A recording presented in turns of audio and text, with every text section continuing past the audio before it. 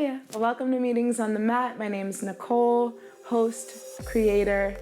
Before all else, I would like to extend my gratitude for you not only being here to expand your knowledge, but to expand your overall optimal wealth. So essentially, Meetings on the Mat is to come together with holistic health practitioners within our communities that I like to refer to as healers.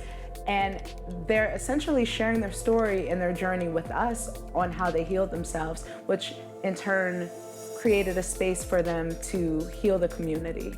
So as we take this journey together, I am extremely excited. I am thrilled for each and every individual we're going to cross paths with along this journey. I'm ready to learn, as are you. Love and abundance all. Welcome back to Meetings on the Mat. My name is Nicole, creator, host, and your guide today as we sit with guest Chris with the Peaceful Human Advancement. Yes.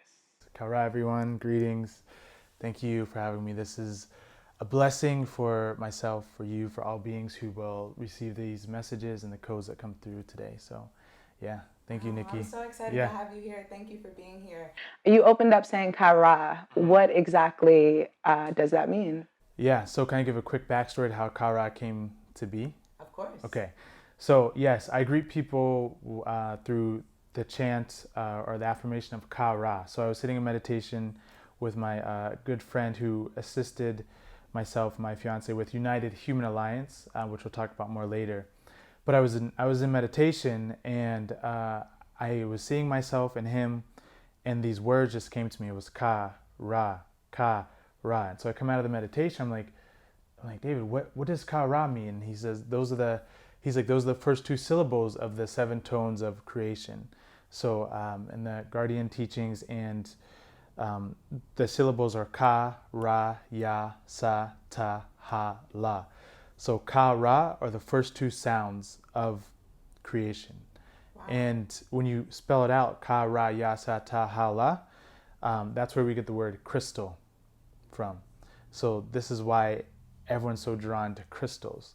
So the crystalline energy, the crystalline being is what humanity is rediscovering that they truly are. So ka, ra is a way to invite higher frequencies. It's a way to affirm. It's a way to manifest. It's a greeting. That's amazing. Yeah, Thank so you for that's sharing Kara. that knowledge with us. You're welcome. So first and foremost, myself as well as the audience would like to know what brought you to the mat.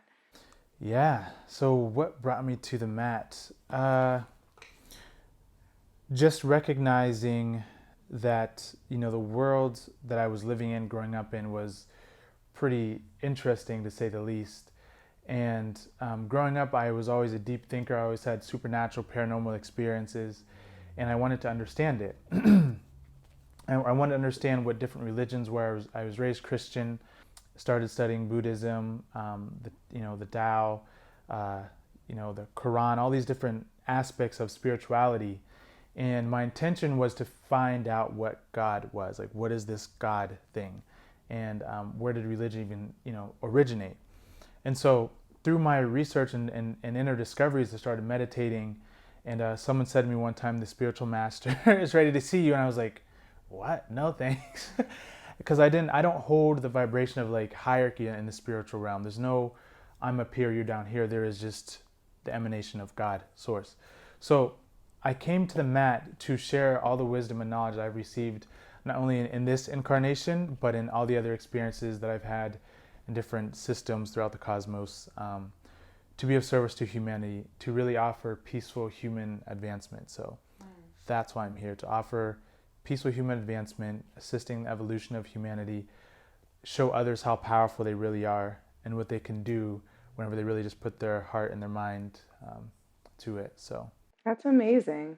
And it actually steamrolls right into my next question. I was going to ask what you do specific, not too specific, but what do you do within the community to help elevate it, and what are you doing for it? Yeah. It sounds like you're doing it through the Peaceful Human Advancement, so I would love to hear more. Yeah, so what do I do in the community? So within the collective community, but also the localized community, I was teaching yoga and offering, inner light energy tunings at yoga sessions and things like that. But really, the best thing I can say that I do, sometimes I'll just sit in meditation and I'll just emanate and just send out vibrations and, you know, trust that people will receive. And I have people say, "Oh, I saw you in my dreams." I'm like, I know. It's really cool. So there's that part of it. So I work on different layers, right? So there's that ethereal energy that I bring to the community where I can just look at you and you'll be activated through what's coming through.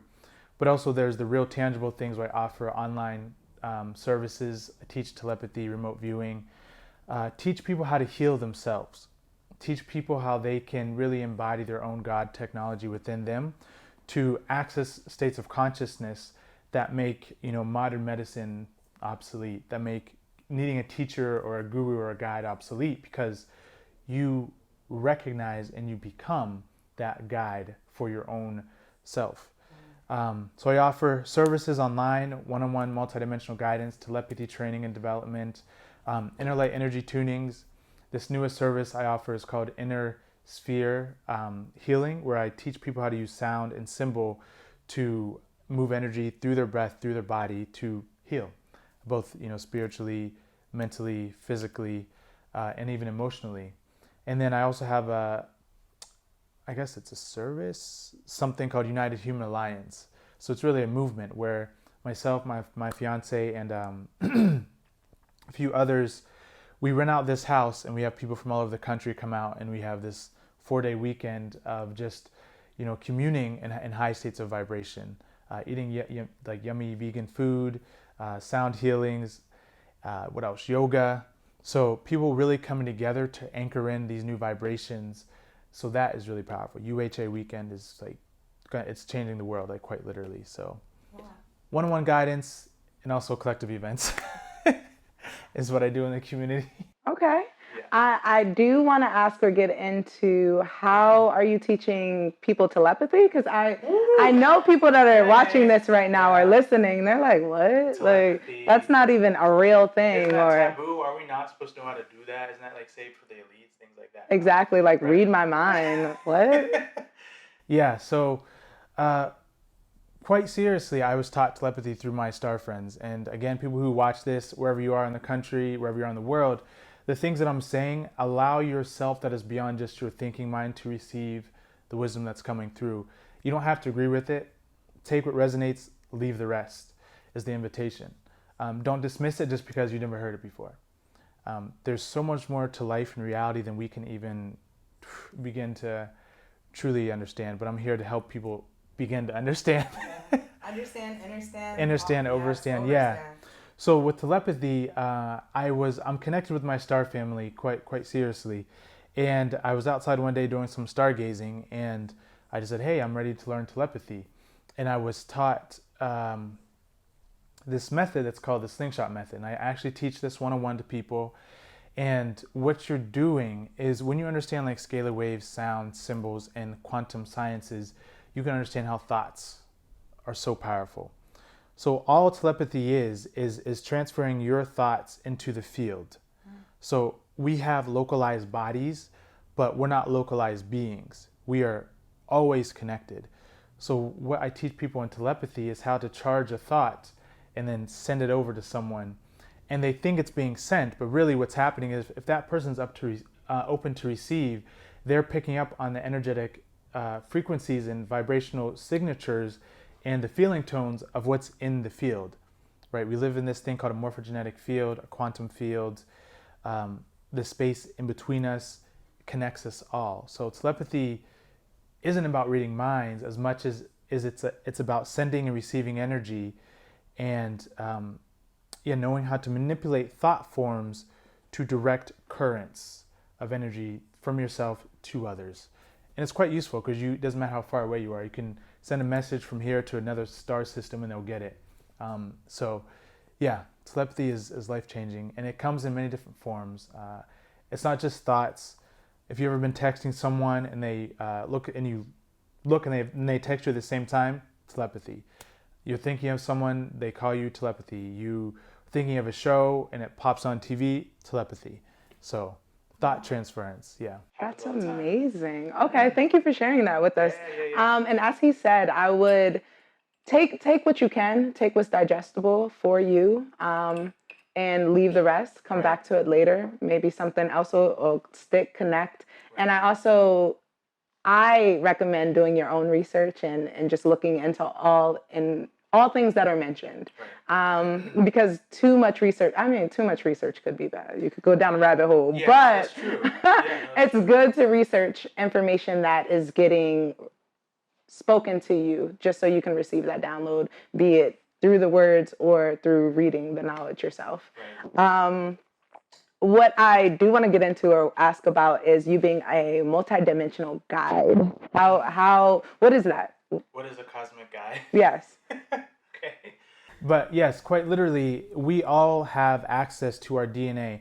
Our DNA holds information, right? Light and sound is information. DNA is created from something called particle particles, and this is the fabric of consciousness itself. And as a cosmic guide, what I do is I tune into my inner being, my inner self, my higher selves, and I offer wisdom from the many diverse experiences I've had as a multidimensional being. And every single being that you see is a multidimensional being. This beautiful blue, jar, this is multidimensional. All that means is that you're seeing the physical aspect of it, but in order to see it, it has to have a light and a sound that can hold the frequency of it.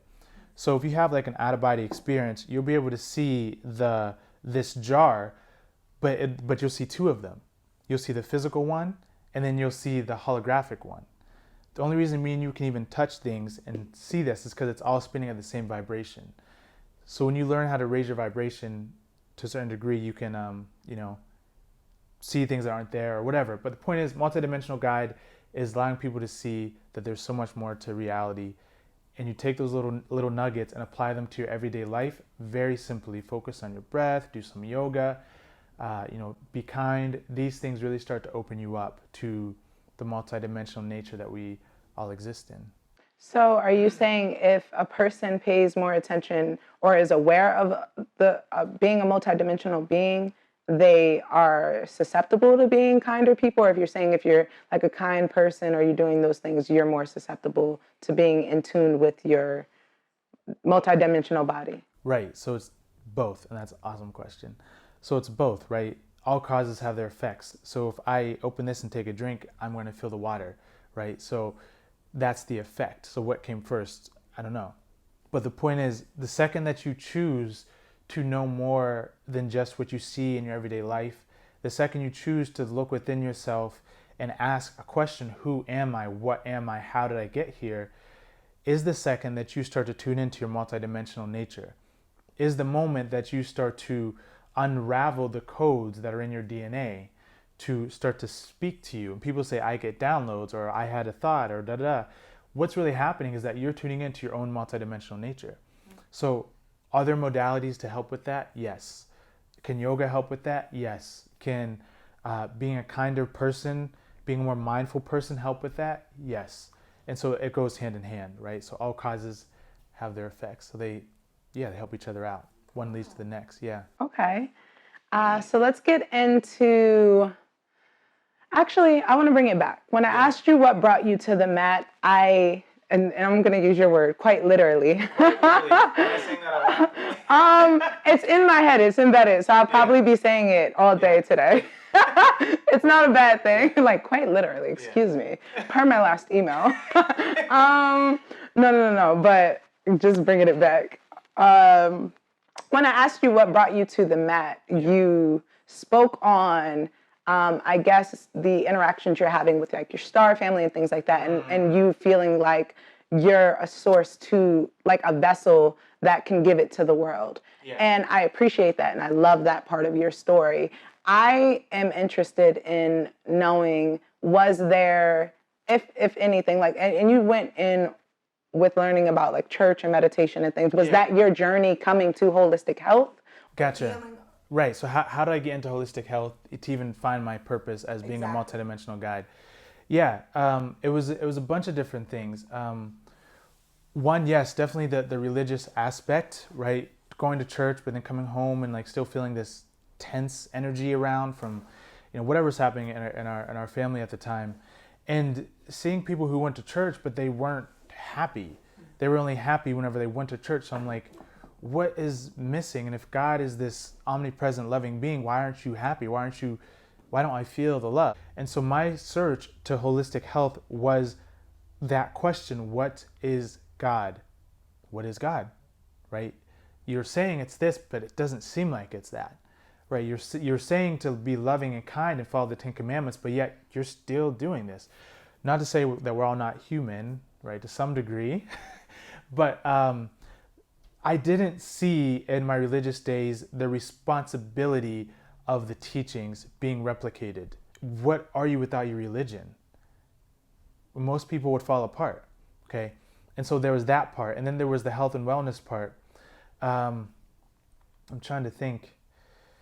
Oh, so something just within the past 4 years. So our daughter is, so whenever she was born, she had like blood in her stool. And so we took her to a health practitioner, a holistic doctor, and they were like, "Do you eat dairy still?" And we're like, "Yeah, we love cheese and ice cream." She's like, "You got to cut it out," because her stool was all yucky and gross and everything. And so me and my family, we became vegan, plant-based, like 4 years ago, going on 4 years ago. And that was a huge turn in understanding how food and the mind and the gut and the brain operate together, and how that when you eat healthier, when you are conscious with your food, when you're hydrated, right, with the correct water, not just, most of the water that we drink nowadays is contaminated.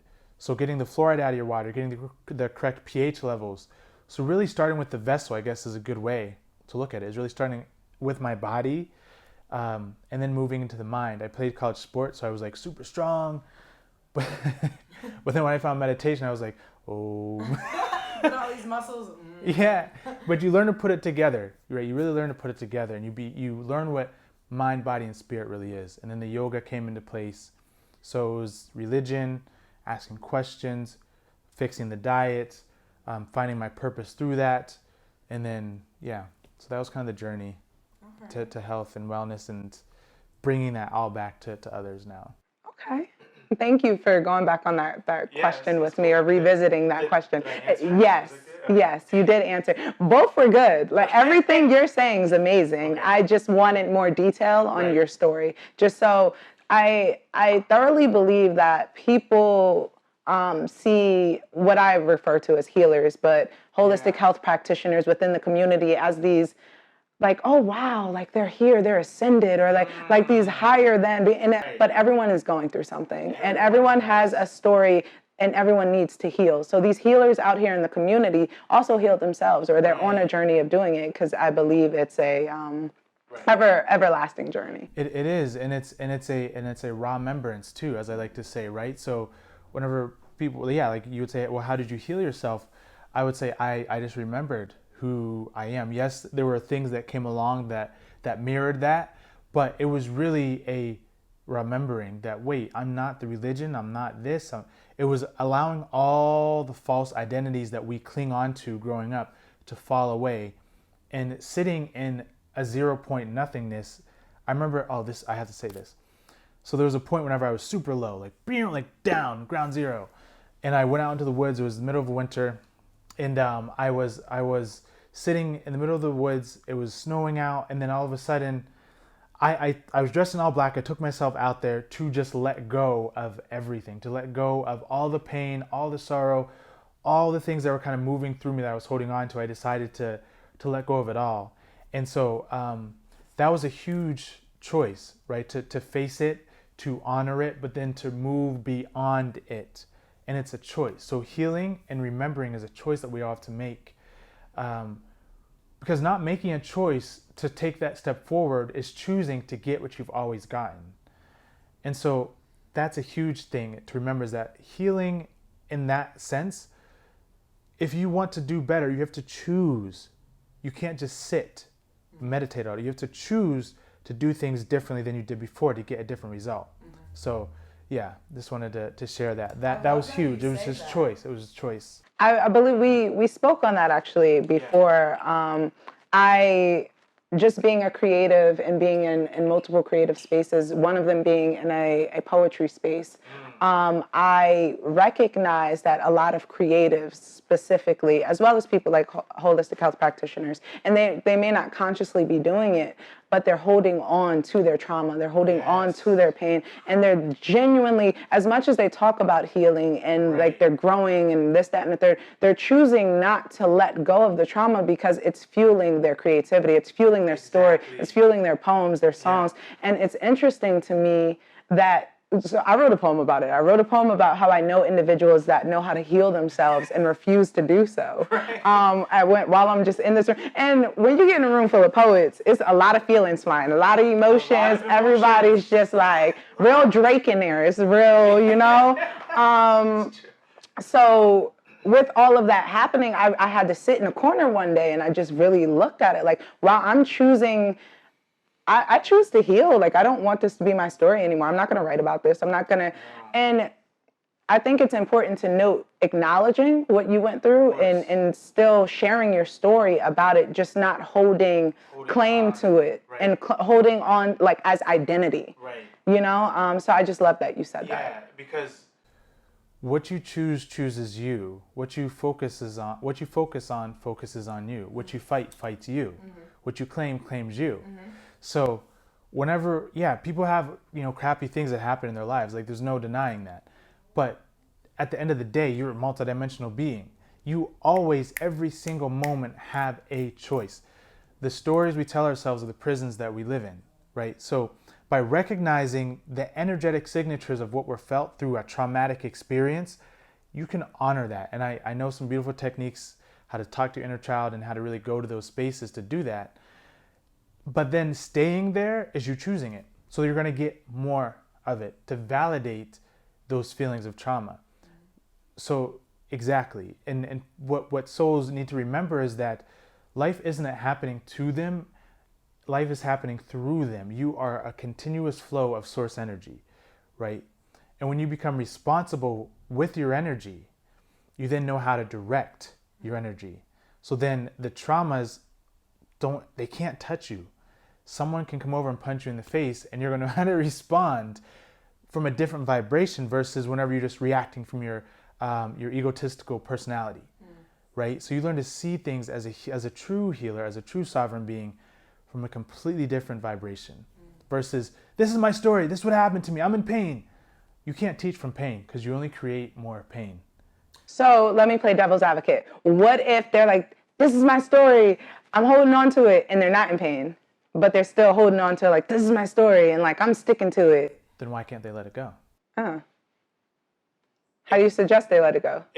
If you're at one with what happened, then you can let it go. It's like a river, right? It's like a river that's constantly flowing. The riverbed, more or less stays the same. I know the little rock sediments move around, but the riverbed is holding space. So that inner being that we are holds space for these experiences that we go through. So for the souls who say, well, this is my story, you go ahead, that's fine. But you're only going to get the same results that story is producing. And if you're saying you want to be a different being, then you have to let that go. Do you see what I'm saying? So how would you, because I know this is probably in some people's head, like, what? No, that's still a part of my life and that's my story. Right. So how would you say or suggest to an individual that like they can let go of, I guess, the trauma associated with the story while still acknowledging and, I guess, putting respect on what they went through in their story? Yeah, so I'll share a little technique. So anyone who's watching this, if this is resonating with you, really take this technique and apply it if it resonates. If not, that's fine. But so what you do is you can go into a meditative state. You don't have to close your eyes and do this whole thing, but you can. And would you like to take us through it? Yeah, we can. Yeah. So right. so this is sitting how we. I'm gonna sit like how I feel comfortable. Wherever you are watching this video, you sit how you feel, or levitate if you can. Or if you can levitate. We need to talk because I'm working on it. Like, reach out. Yeah. Because... Yeah. And so this is the technique that I use whenever I went into the woods. I've done this sitting by water a couple times. But what we're going to do is we're going to be addressing our inner self. We can call it inner child. It doesn't have to be that. But we're going to be addressing any part of us that may feel like it is still bruised or having a tough time. You can think of that part of you that may be experiencing maybe experience some sort of trauma. And what I want you to do is just take 3 deep breaths.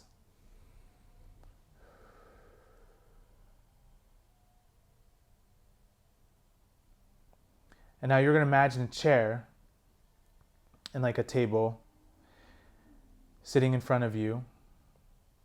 And then you're going to put a word to that feeling tone that you're feeling in relationship to that trauma. So if it's pain, anger, frustration, abuse, put a word to it. And then once you have a word, see that energy sitting in the chair. So you can use your imagination here. If the feeling is anger, you can imagine like a ball of red energy just sitting in that chair.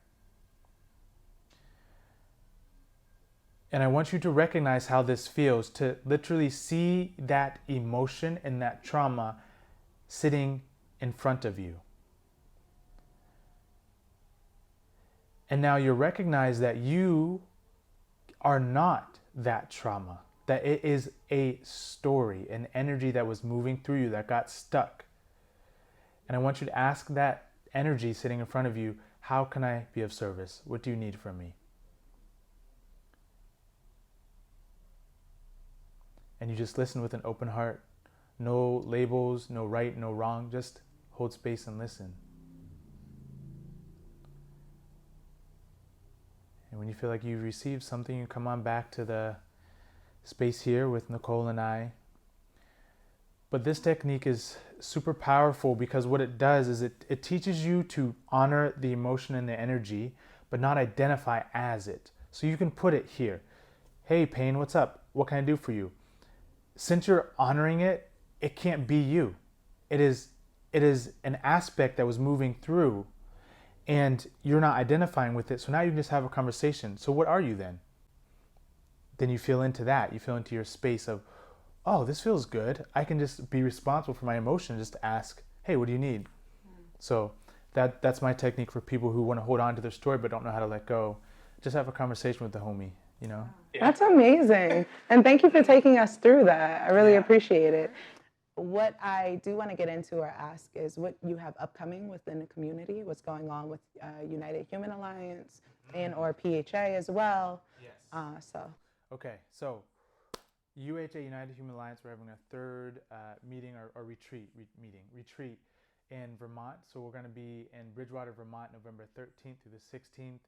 Myself, Water Priestess, Pleiades, a few other people within the community are going to come out and offer their services. And we're actually going to have my daughter offer a kids yoga.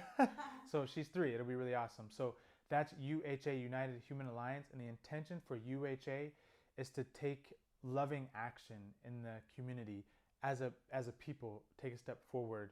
And so, yeah, that's coming up November 13th through the 16th. It's on the website, peacefulhumanadvancement.com. PHA, peaceful, what did I just say? Peacefulhumanadvancement.com, yeah. Okay, so Peaceful Human Advancement, just the services.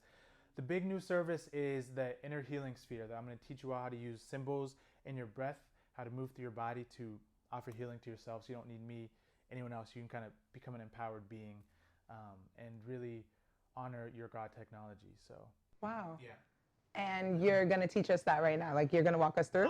I'm not going to walk you through that, but what I can walk you through is aura charging. Okay. So there's a lot of empaths who are going to be watching these beautiful interviews, and people have said like, oh, I'm an empath, I feel everything. I'm like, hold on, listen, you're powerful. So I'll teach you how to charge your aura so that when you do walk into a room, you're not bombarded, but you're projecting your energy, your heartfelt energy. So you're empowered instead of being like, oh, I gotta hide myself. So that's something we could do. Wow, I would love that. Yeah. All right, so do we stay as we are? Should we lay on the mat? Yeah, if you wanna do whatever. I'm gonna hang out here. Yeah. Okay, you're gonna hang out there. I'm gonna hang out with you. All right. Okay. So this is just a call to action for all beings to recognize their own sovereign divinity.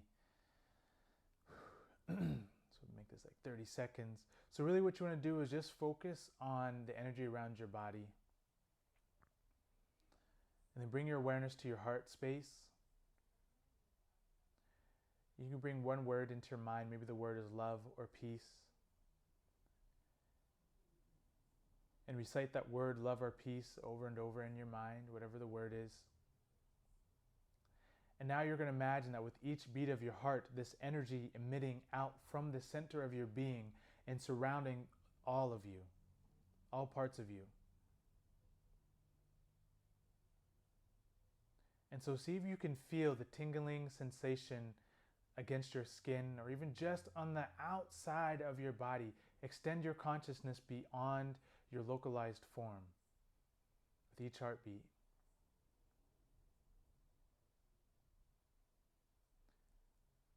So you are now the embodiment of that word that you chose, whether it's love, peace, tranquility, divinity, eternity. And when you walk into a room, you can practice this technique. You are always in control of your own personal free will choices. There is nothing outside of you that can choose for you. So you choose to emanate this vibration of love and use this aura charging technique to hold this energy and just focus on that thought. And so it is. So it shall be. Yes. So really quickly, that any thought that you focus on becomes the dominant thought within your field. So if you're focusing on anger, that's going to be your dominant thought, dominant energy in your field. If you're focused on peace and tranquility, higher vibrations, that literally becomes part of your field. So this is how you charge your aura. What are you focusing on? It's quite that simple. Yeah. I guess in more layman's term, where I feel like it's more normalized now of understanding the term, basically, not basically what you're saying, but in the verbiage of be mindful of your thoughts because your thoughts become reality. 144%. Yes, yes, yes. Well, thank you so much for being here with me today. I really appreciate it. Chris came out from Connecticut, y'all, Yes, so I really appreciate you coming to Jersey for this. Thank you. I say Kara to you, Kara to everyone who will see this. Love and gratitude. Keep beaming, keep shining, and yeah, we'll be in touch. Always with you. Yeah, come give me some love. Yes. Bring it in, heart center. Yes. Oh, love and gratitude, Nicole. Thank you. Extreme gratitude for you.